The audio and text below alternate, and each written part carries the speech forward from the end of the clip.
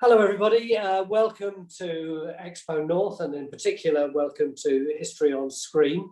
We're going to be talking about how you represent history in the media, what challenges there are, what the future might hold, where we're going to get the money from, what kind of autonomy we might be able to have as artists in the future.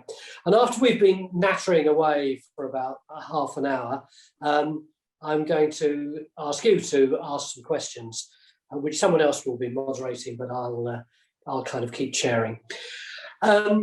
So our contributors today are Alexander Knetig, who sadly has got to leave us at 3 o'clock. So I'll probably be addressing more questions to him than anybody else for the first half.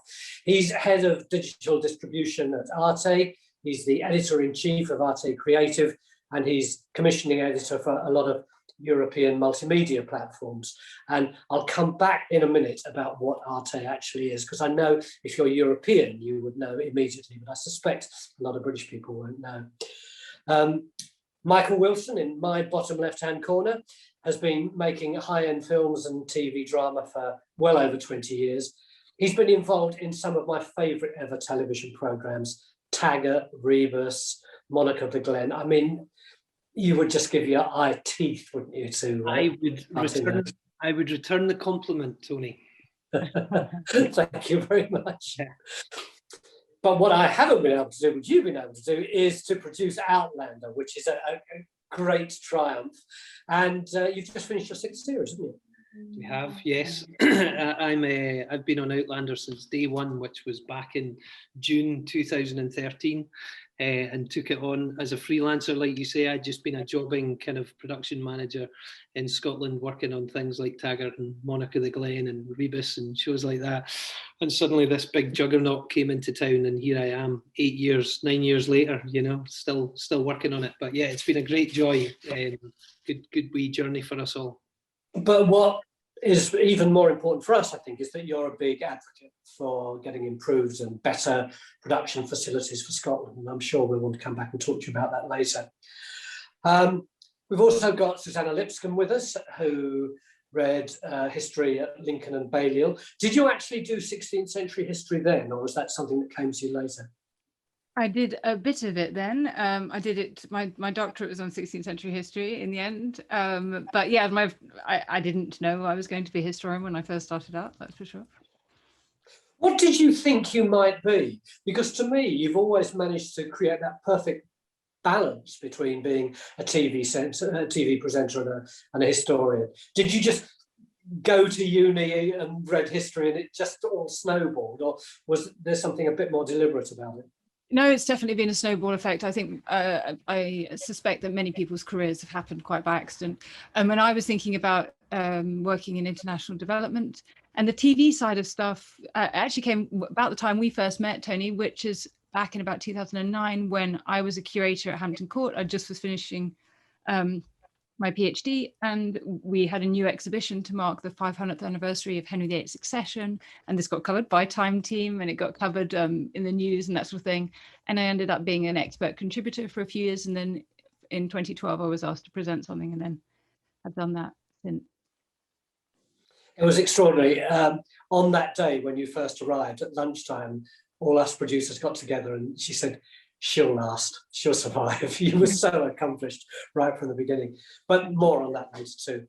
Just to say that for those of you who aren't familiar with British television too much, Susanna has made programmes on the Great Fire, on witches, Henry VIII, Queen Elizabeth, several on Anne Boleyn, but then we all have. Anyway, back to Alexander, because we've only got 25 minutes left with him now. Tell us about Arte. I think I'm right in saying that a lot of your original production work was in German and French, so it was much less likely that the organisation would be familiar to us, but it's very big, isn't it?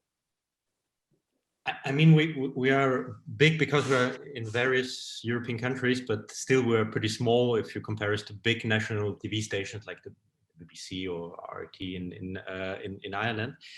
But actually, it's super impressive to hear your vitas and all the creative stuff you're doing. Actually, I'm the guy financing stuff, so I really have not as an impressive curriculum.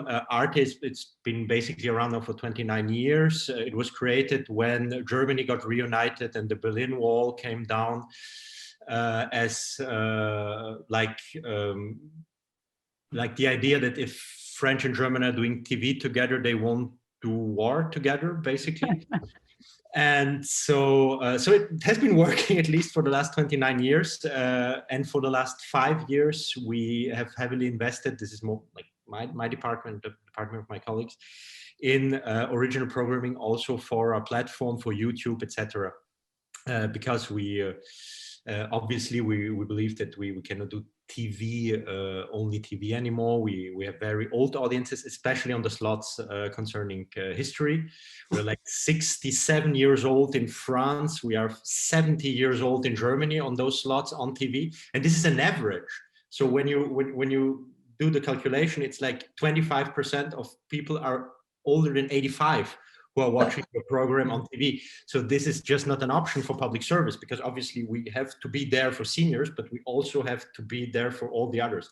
So this is how we started, like so many others, so many great examples in Great Britain, to do original programming. And as our fundamentals are like culture, history, investigative journalism, original series from Europe, and original cinema from Europe, it was very obvious to go on this to go on the field of original history programming for our digital platforms. We have been doing it in French and German now for various years, and we are translating a little split of it also into English, Spanish, Italian, and Polish. It's all subtitled, which is a huge problem for the moment in Great Britain, because obviously nobody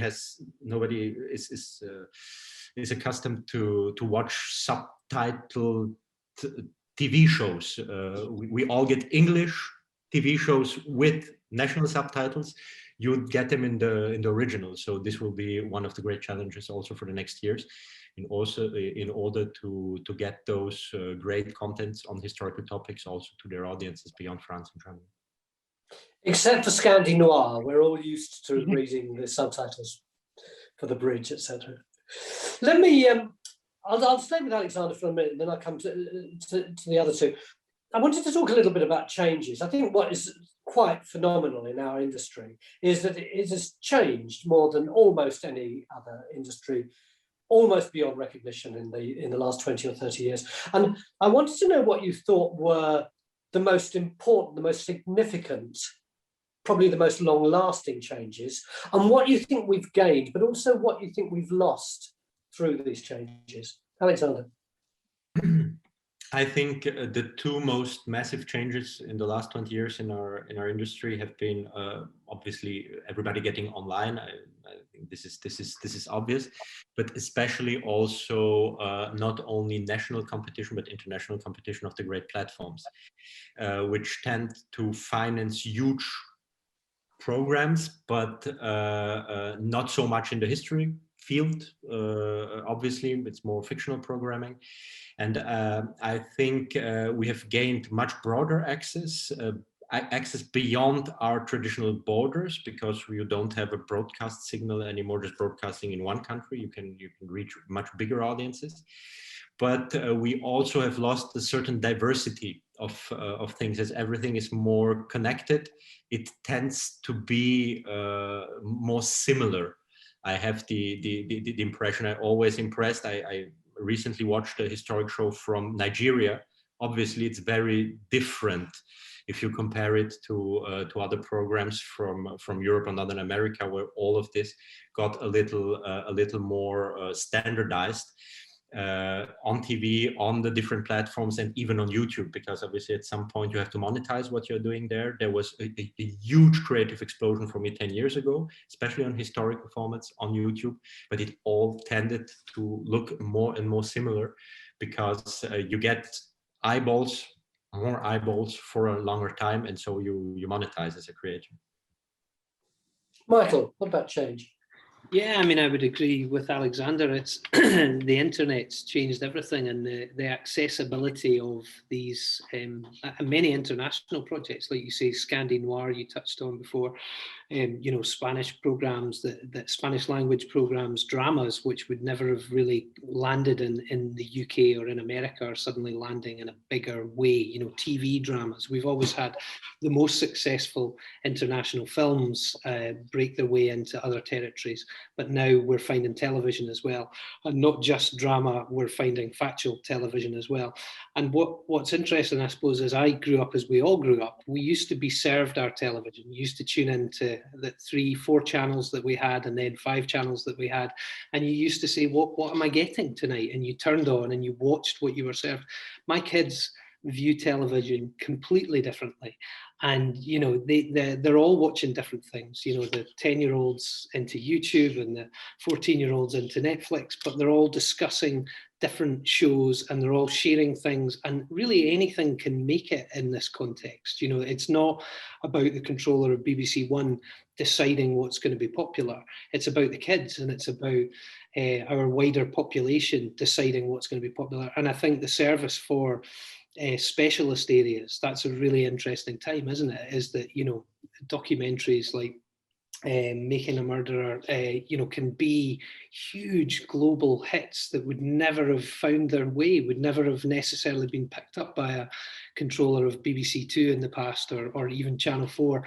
And suddenly these things are finding their way on a global platform and changing not only our viewing habits, but our commissioning habits. So commissioners are having to look at things differently and realise that it's a much more colourful palette out there. We're not just going to do the standard sitcom Sunday night drama stuff. There's actually an audience out there for everything.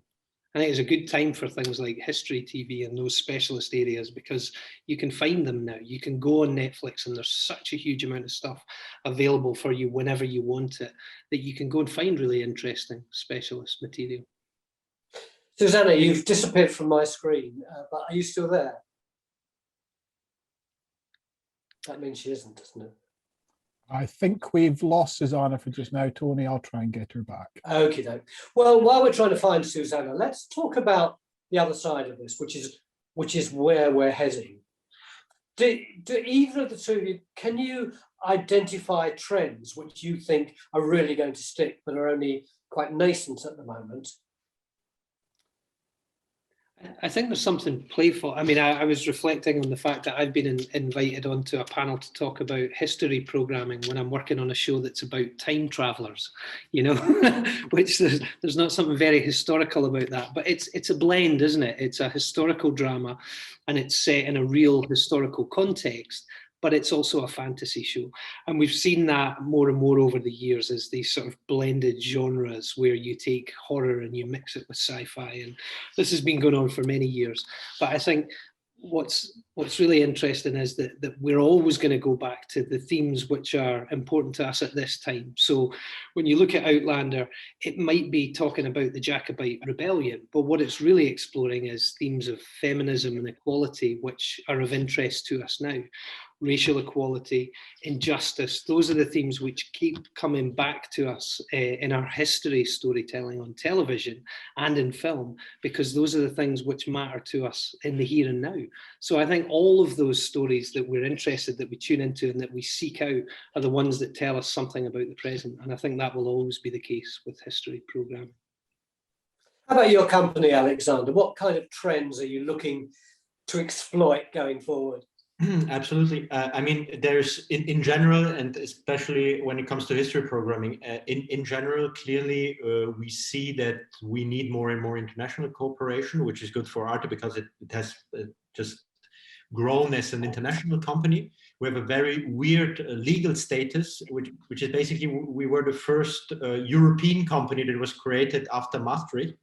Which is we are not a German company or not a French company. We are like a European company. So we hope Europe will last. But basically, we really need, for us at least, strong international cooperation, because we see that productions get bigger and bigger, and at some point it becomes increasingly difficult to finance them as you did before. Like France is a very specific model where you have l'exception culturelle.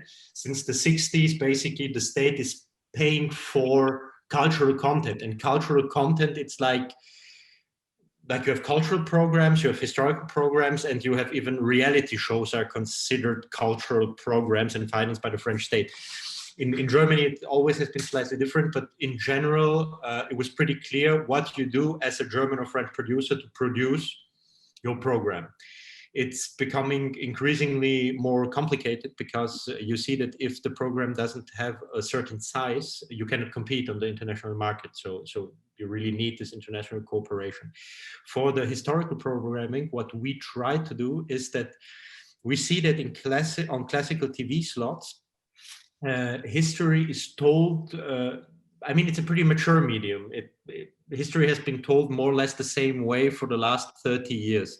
So with a lot of archive material, we have like our obsessions. Every country has his obsessions with 3 or 4 different historical periods.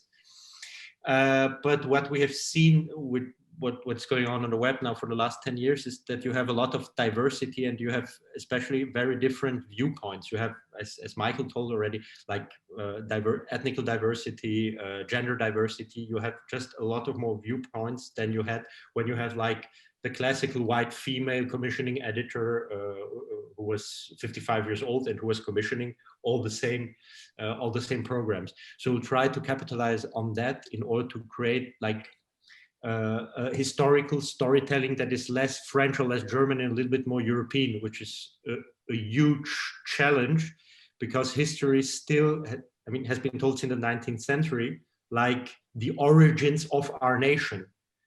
And this is a huge challenge if you want to change the storytelling, because like modern European nations are based on a certain way to tell history. But we see that with all that has been going on the web, especially on YouTube in the last 10 years, we maybe can achieve it. I think Alexander's made a terribly good point, which is that there is a sort of assumption, I think, amongst most of us, including us some of the time, which is that history is a sort of monolith. History is a series of things that were, and that our job in the media is simply to record them. But of course, that isn't true, because apart from any other philosophical reasons, we're all dictated by our own culture, aren't we? And the really good history is about making the invisible visible again. So, 15 years or so ago, suddenly people started going, hey, well, do you realize there were actually women in history? I had never realized there were women in history before. We should make some programs about them. There are ethnic minorities in history. Who'd have thought it? And we are now, in the last couple of years, I think we're producing programs, not just historical programs, although that's true and important. And probably we've been a bit slow as far as all that is concerned, but in all sorts of genres, they've really changed. I don't know if you're aware of a series of a film that's just about to open called In the Heights, and it's, as I get it, it's a feel-good musical, but it's about how Washington Heights was destroyed and reclaimed, and what happened to the Latino people who live there. And there's been a hell of a row over the last few days from people saying there aren't sufficient black faces in this film, even though actually it's supposed to be a film in which minorities have a chance to put their own worldview in a way that they might not have been able to do very often before. And you wouldn't have had that kind of discussion at all, I don't think, up to 4 or 5 years ago. So has it made much of an impact on you, Susanna, the notion that people are getting more comfortable with different kinds of histories? I would say there's a bit of a lag in terms of TV, in terms of the sort of things people or commissioners think people want to watch, perhaps, maybe one way of putting it. So, and obviously it depends who's commissioning it and what their intended audience is, or who their intended audience is. But I think that whereas we, in writing about history, there's certainly been a lot of move in probably the last 30 years or 50 years even, I don't know, move forwards in terms of thinking about women's history or telling the history of in more diverse histories. And some of the challenge comes from the fact that some of this is hard to represent on screen. So when you get beyond a certain point in history, then you don't have archive material. So you've got to fill the screen, right? You can, and there's only so much you would necessarily want to dwell on the face of your presenter looking sort of thoughtfully at something, or cutaways or whatever it is. I'm talking about documentaries, of course, here. But then the other thing is that actually I think there's still a sense that it's the big names that drive history. That's why there are so many programs about Anne Boleyn, which is a fascinating character, but it's also because people are going to look at the schedule and be like, ah, Anne Boleyn. And we, as a people, quite like being told something we already know or we know a bit of and we want to know a bit more about. Whereas it's sort of a proposition about, you know, some women who lived in the 17th century France that you haven't heard of probably isn't going to fly with most mainstream broadcasters. So so I think there is a bit of a lag, and I think there's a challenge in terms of how you do that. What fills the field of vision. I'll just go back to Alexander, because I know that we're going to lose him pretty soon. How does your organisation feel about its own representation of histories?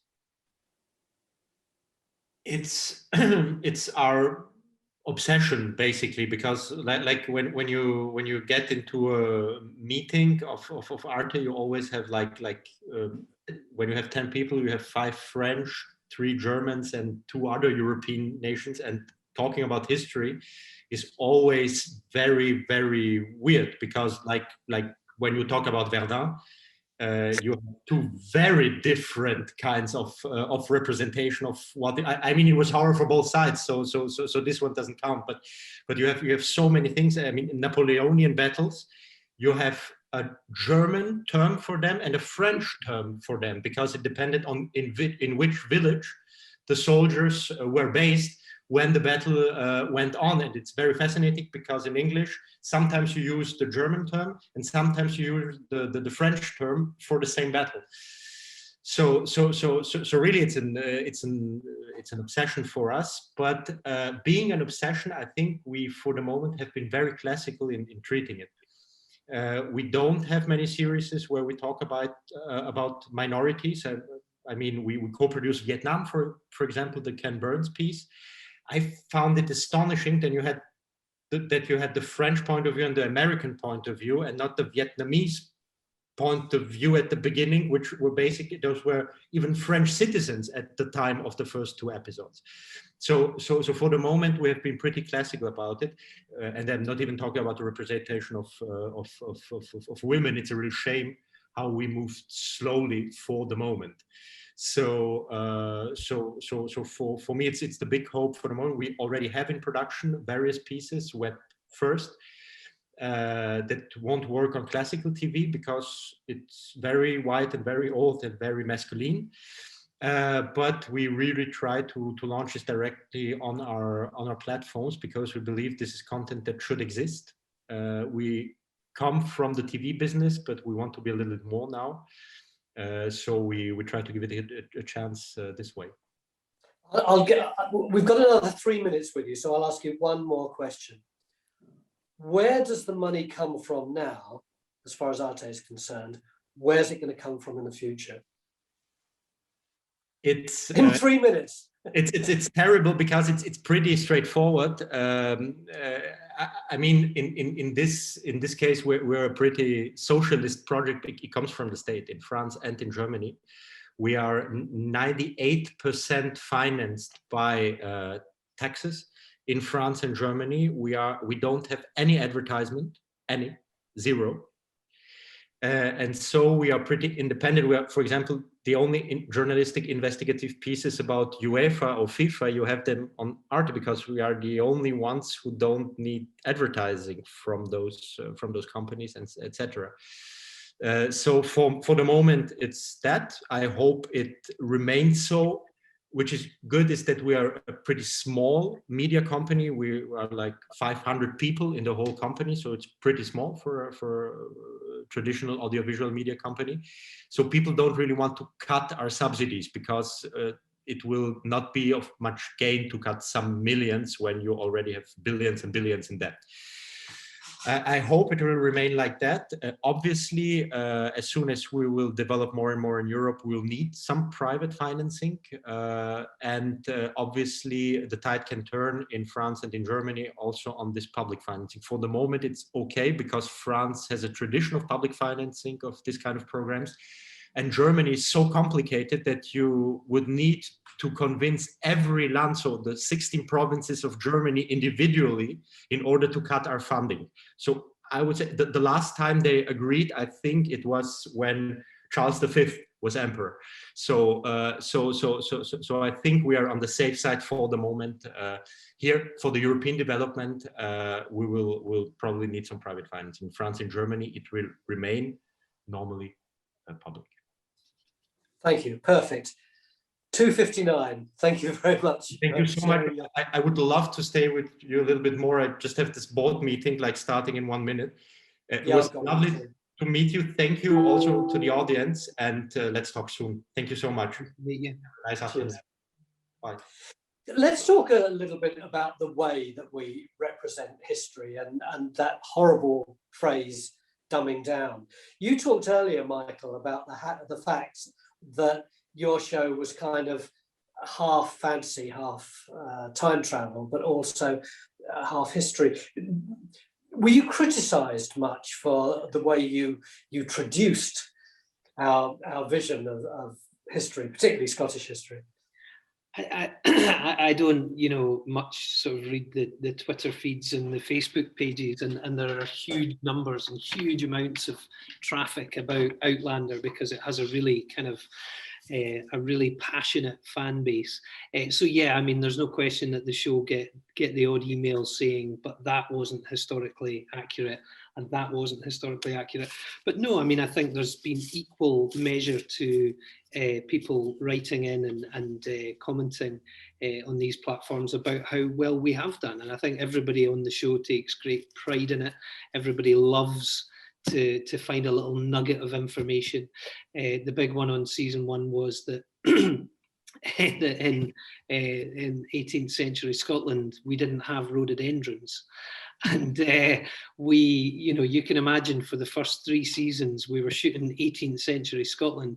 Everywhere we looked, there were bloody rhododendron bushes. We've completely monopolised our wildlife. And they're a weed. They're everywhere. They're beautiful, but they're a weed, and they're everywhere. And so we spent all our time covering rhododendron bushes, taking them out, not going there because there was too many. So little nuggets of information like that come up across the years. And we spend a lot of time and effort trying to find the right breed of sheep to be in the back of that shot, or cows, or making sure our flora and fauna are accurate. And covering up. We're shooting in modern Scotland, and we spent, as I say, 3 seasons pretending we were 18th century Scotland.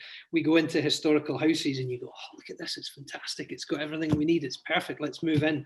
And then suddenly you go, well, we've got to remove all those plugs, and we've got to remove all those light fittings, and we need to get rid of all those windows.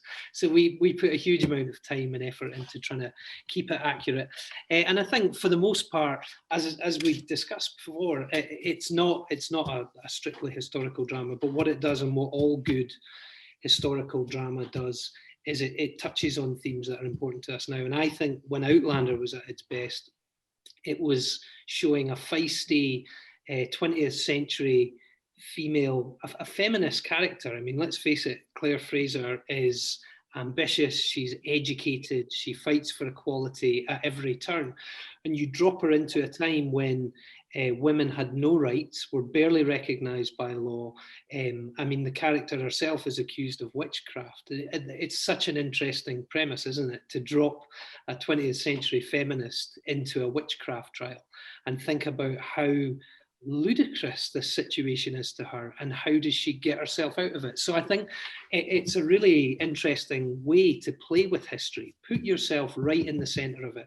Put you, with all of your knowledge of where we are now, in those times and think about how ludicrous it was, you know, and how awful and how unequal it was. So I think from that point of view, what is there to criticise? We're making a time travelling fantasy. You know, we can play a little bit fast fast with the truth, but there's lots of really interesting material to play about with.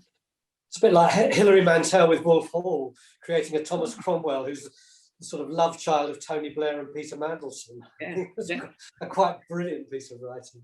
Susanna, left field, have you watched Bridgerton? Actually, no, but I should have done, but funnily enough, I've been busy filming. So it's a good reason not to have done. But in fact, one of the places we were filming, it was going on. It was quite funny. We turned up and they were, you know, with our tiny little band of documentary makers, and the whole place was being dressed. I'm not going to say where, but the whole place was being dressed for a Bridgerton shoot. And there were these, you know, plants lying on the floor that were about to be put into shot, and they said, "You're on our set." I said, "Well, you're on our set." I mean, you know, but obviously they were the ones with the money. So it's quite a different scale. But sorry, you were going to ask, Tony.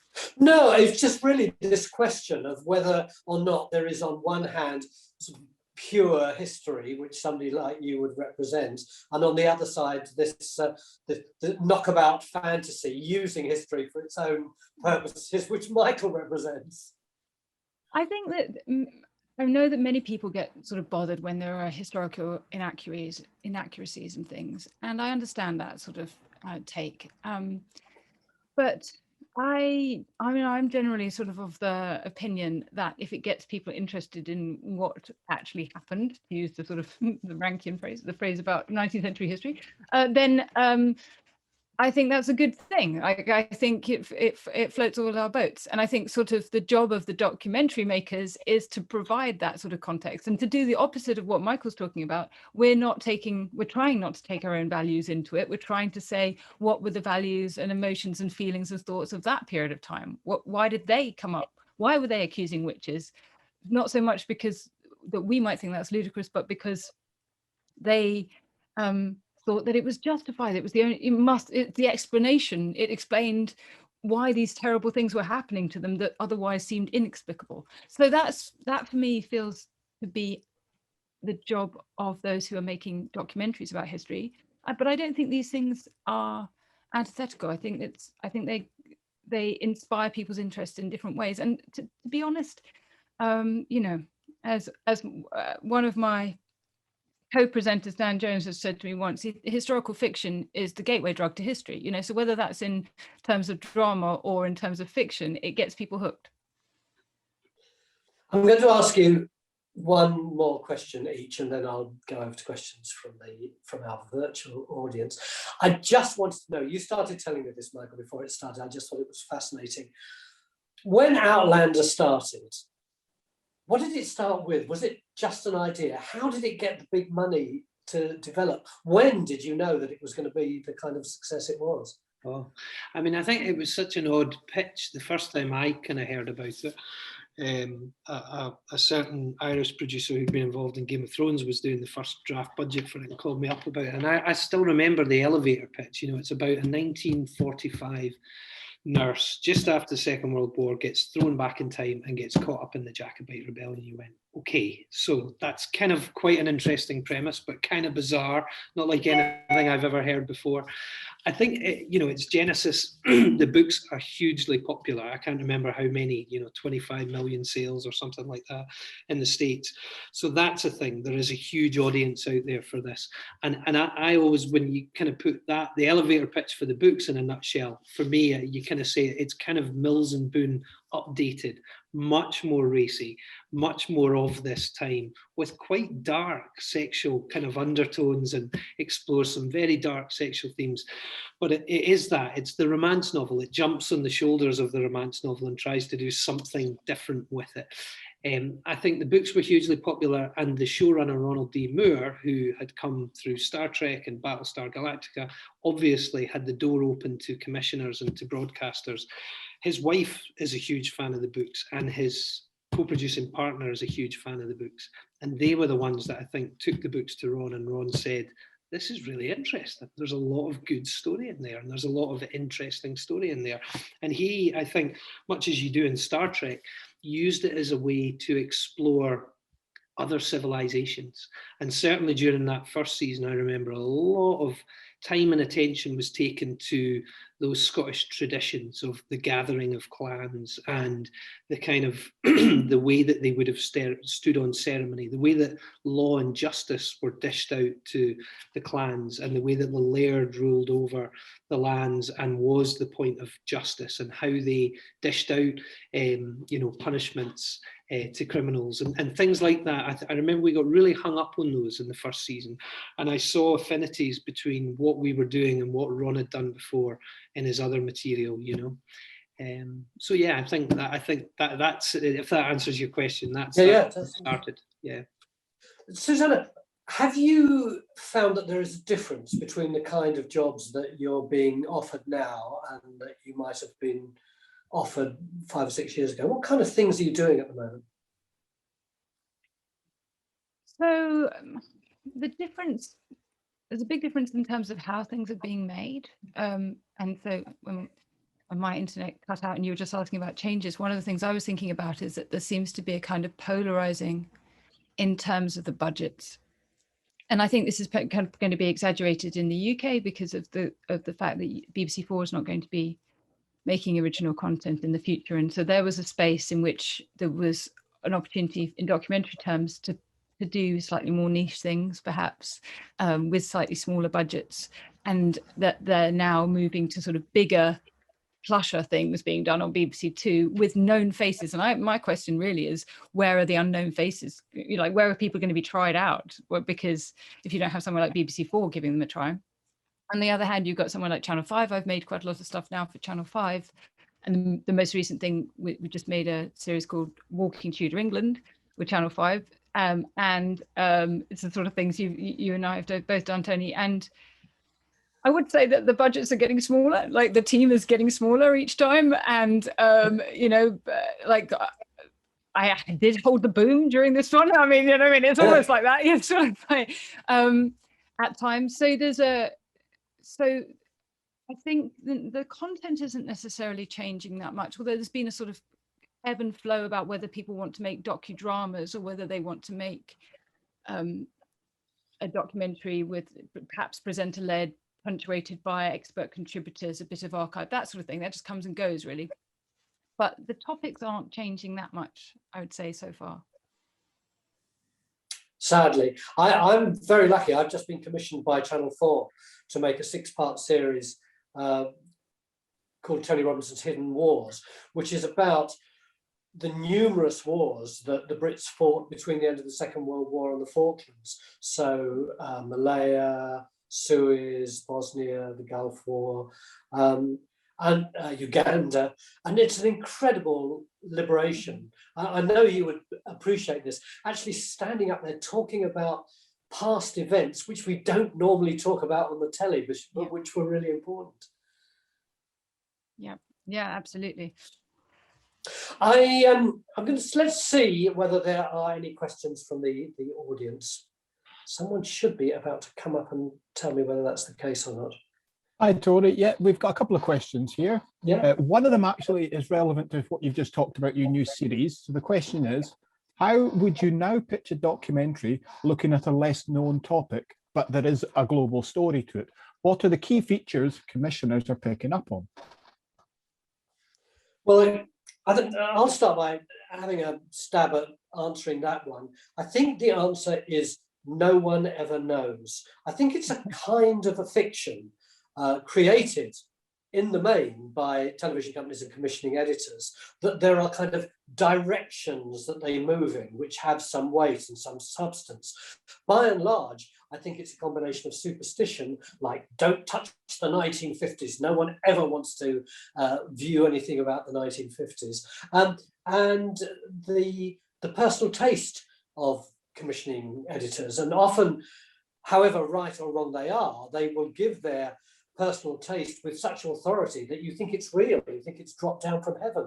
And by and large, I think it's bollocks. Michael. Yeah, Well, you've got more experience of that side of things than me. I mean, just what you said, the show you've just been commissioned for, that sounds really exciting, and it's great. Whether that came from the fact that the documentaries about subjects which haven't been in the popular eye are proving to be more commercially viable, or whether it's because you had a commissioner who's willing to stick their neck out and do something different. I mean, from my limited experience of dealing with commissioners, is they often chase the zeitgeist. You know, they see something successful and they go, we want that. Oh, Fleabag, everybody, you know, we're looking for the next Fleabag. Well, the thing about Fleabag was it was like nothing else, you know, and it came from a particular person and their sensibility and their brilliant humor and creativity. And you can't just churn that out as a formula, you know what I mean? It was unique for those reasons.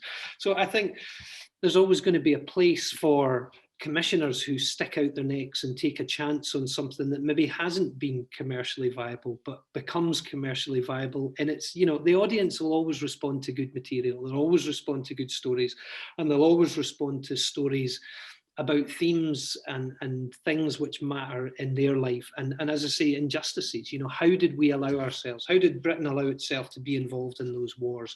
Why did we allow ourselves to be, and should we be again in future? When you pitch the project, your elevator pitch for the project there, that's what I thought is, oh, I'd like to know more about our involvement in the Baltics. I'd like to understand why we were drawn into that conflict, and maybe we should make sure that doesn't happen again, or maybe it was important that we were drawn into it, and maybe it was only our role in that war that saved, you know, thousands of refugees. I don't know enough about it, but it's, of course, it's of interest. It's interesting that the answer to your question is that mine wasn't an elevator pitch to a commissioning editor.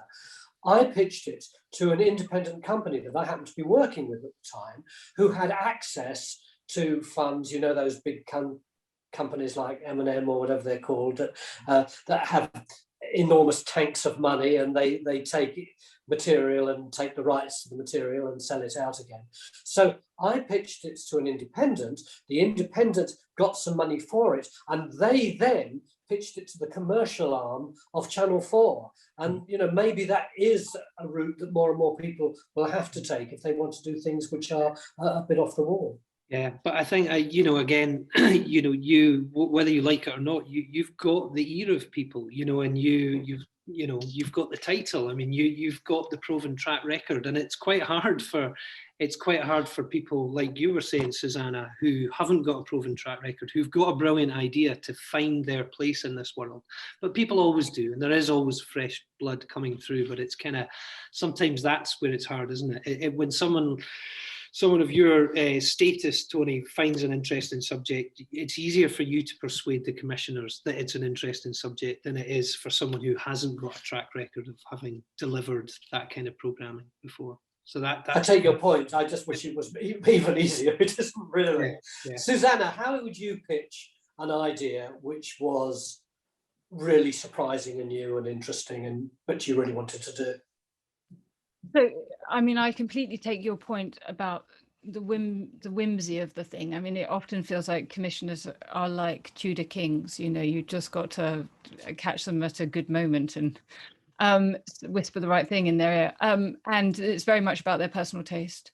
But I also think it's about this. I think it's the point Michael was making about the zeitgeist is true as well. I mean, I'd probably say that I kind of feel like I've got a kind of 1 in 10 hit rate, or it's the general hit rate that you have about 10 ideas, and a number of those other ideas will be then made in the subsequent years. I want to do something on Lady Jane Grey, and then something comes up a few years later, and it's no one's pinched the idea. I'm not implying that at all. I'm just saying that there's a kind of sense of things that people want to make, and the moment you just have to kind of, you know, it's like finding someone to be with, you know, like for your life, you know, it's just the right forces have to come in, you have to meet at that moment, and it has to work out. So I think unfortunately I'd say that quite a lot of it comes down to the title.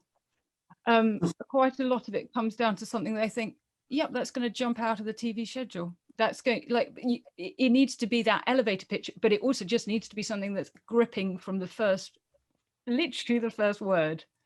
And so more and more I've come to the slightly skeptical view that it comes down to what you call the thing.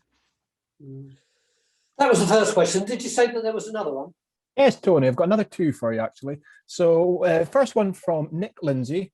I'll read the whole thing out. We have a wealth of human stories here in the Highlands which deserve to be told to a wider audience, and the screen seems to be an ideal medium. How do we, as local groups, museums, pitch our stories to those who might be interested to carry them forward?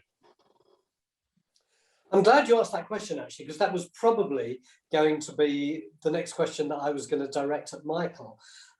It does seem as though there is an enormous amount of unfulfilled or unresponded to testimony within Scotland that is terribly pertinent right now, that should be out there, regardless of what one's position on independence or leaving the European Union might be. We need to know those stories. Is Scotland underserved? Why is it underserved? And how do we remedy that? I think it definitely has been. I mean, I remember in 2008, the SNP launched the Scottish Broadcasting Commission, and they found that despite the fact that 12.5, and I'm quoting stats, I may be a little bit out with these, but somewhere around 12.5% of the licence fee paying BBC audience were in Scotland and from Scotland. And yet at that time, I think around 3% of the BBC's budgets were spent in Scotland. And so they immediately said, there's not enough Scottish voices on screen, there's not enough Scottish stories on screen, why aren't we represented? And unfortunately, at that time, BBC Scotland was making kind of, I suppose, smaller niche catering to kind of some of the local needs, but really we were never finding dramas, particularly my field, which had Scottish voices. I mean, they were very few and very far between. And I'm afraid in the interceding years, there hasn't been enough change. What they did for the first few years after that was, it was known locally as lift and shift, which was a lot of projects which had been sitting on development slates, which could have been filmed anywhere. Oh, well, this is a story which plays out in a generic city. Let's play it in Glasgow.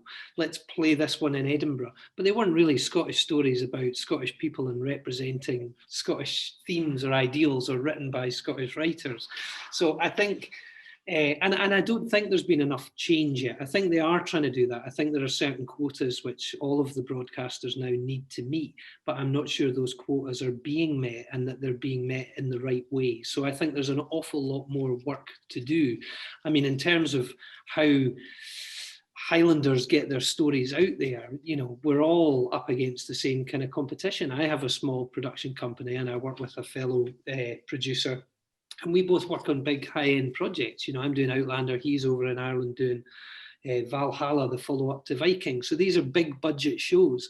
And we've got a couple of scripts which we think are great, but we're having to bang down the doors of Netflix and Amazon to get them to listen, you know, because actually what anyone who's making dramas knows is there's a huge amount of money at stake, and you're only going to want to give that money to people who've got a track record, not just of doing the nuts and bolts production, which is what I do in my current role, but someone who can nurture and hold that creative vision and deliver that finished piece of work. So they're going to go to the Ronald D. Moores, you know, they're going to go to the showrunners who can nurture that creative vision rather in the first place. So I think it's extremely hard, particularly if you've got no track record of having written or produced television shows, to get those first projects off the ground. You just have to. It says here, a question for Michael: how many film studios do you think Scotland needs to develop further series like Outlander? Well, interestingly, we've been the only, we built Ward Park Studios. It was converted from an old industrial space, and we built it in 2013 and have continued to add on to it and adapt it. And it's now a really good functioning film studio. And it works very well for making a show of this size and scale. We've got 4 sound stages, which are always occupied with sets, and we're constantly turning around sets and building new sets. And Scotland was doing okay. And suddenly this year, what happened coming out of the pandemic was everybody had a line of projects which should have shot a year ago, which hadn't shot, plus all the other ones on the slate which needed to be shot now.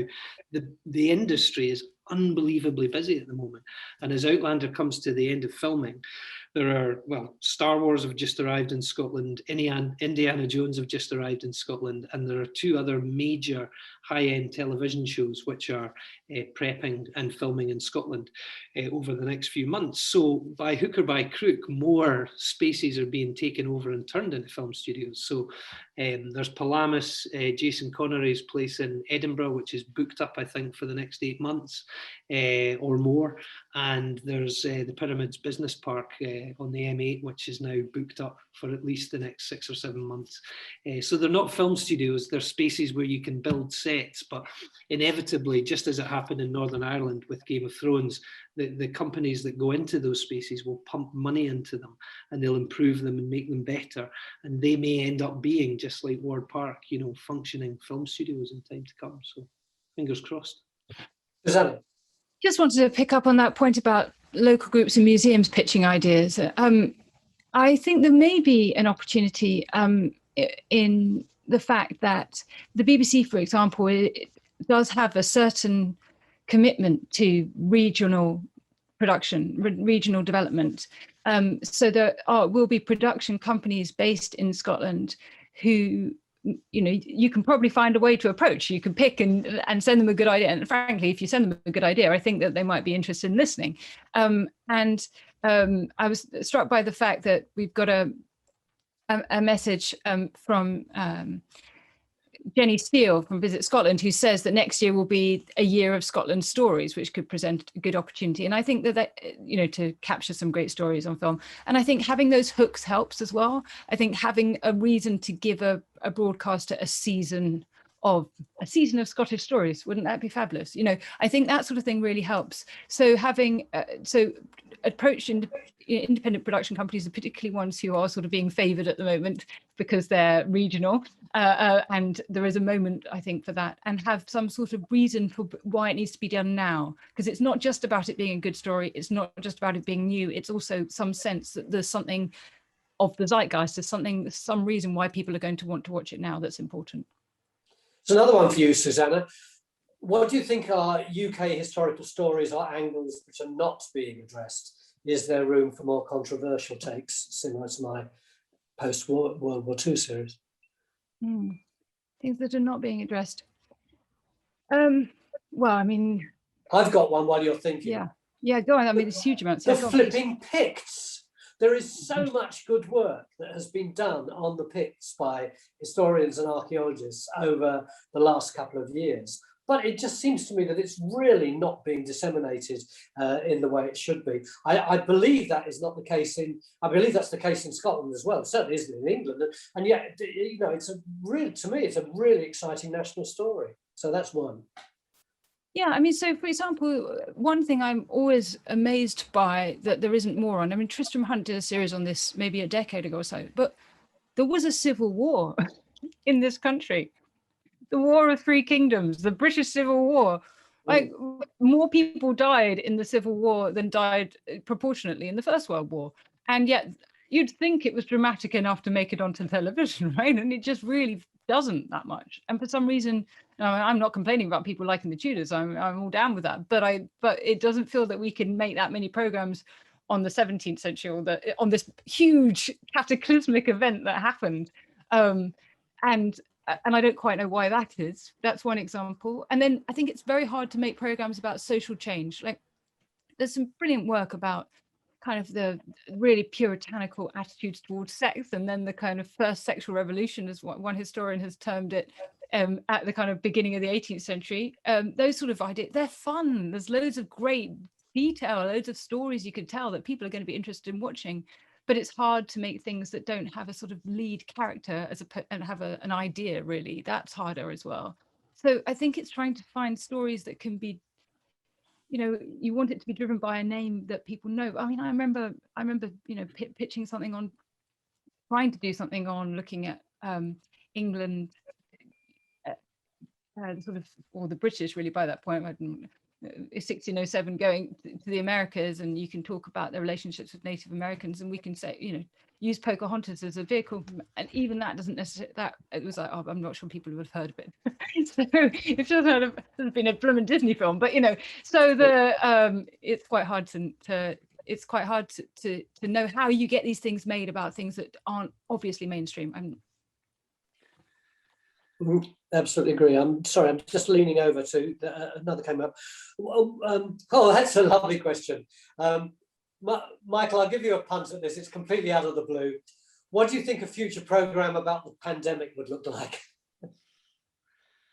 I guess it's interesting, isn't it? You always have to let some time elapse. I was thinking about living history and the problems around telling living history. And I don't know the reception to the most recent series of The Crown. You know, when you think about the first couple of series of The Crown television programme, it was history that was far enough away from us that it wasn't problematic to tell it. And we had a certain distance, you know, it was, as the saying goes, it was the older generation, those people in silly hats, you know, in old automobiles. And therefore you had a distance from it and it felt comfortable. And over this last series, there's been a huge amount of controversy around it because actually it's opening wounds which are still fairly fresh, you know, and it's retelling the lives of people who are very much still with us and retelling recent events which are still very much with us. And I've babbled on now and completely forgotten what your question was, Tony, but I know I was edging towards something relevant there. It was a great bluff. None of us would have noticed that. So what was the question again? Forgive me. I'll have a little go at answering it. It was, what would a program about the pandemic look like in the future? One of the things I hope it would do is contextualize the pandemic. At the moment, it's like we're the only pandemic there's ever been.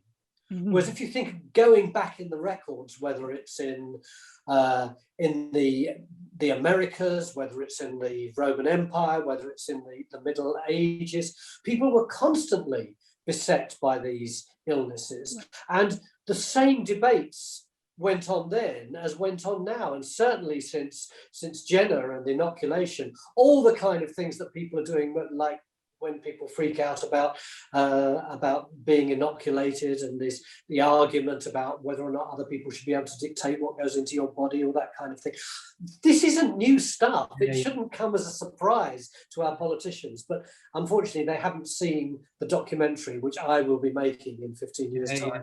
There was a brilliant story which came up in the press about I forget her name, but the lady who essentially invented the smallpox vaccine but was never credited with it, you know, but she had seen I think sort of Spanish grandmothers taking you know, pus from smallpox and putting it on their children, cutting Lady Mary the children and putting it in.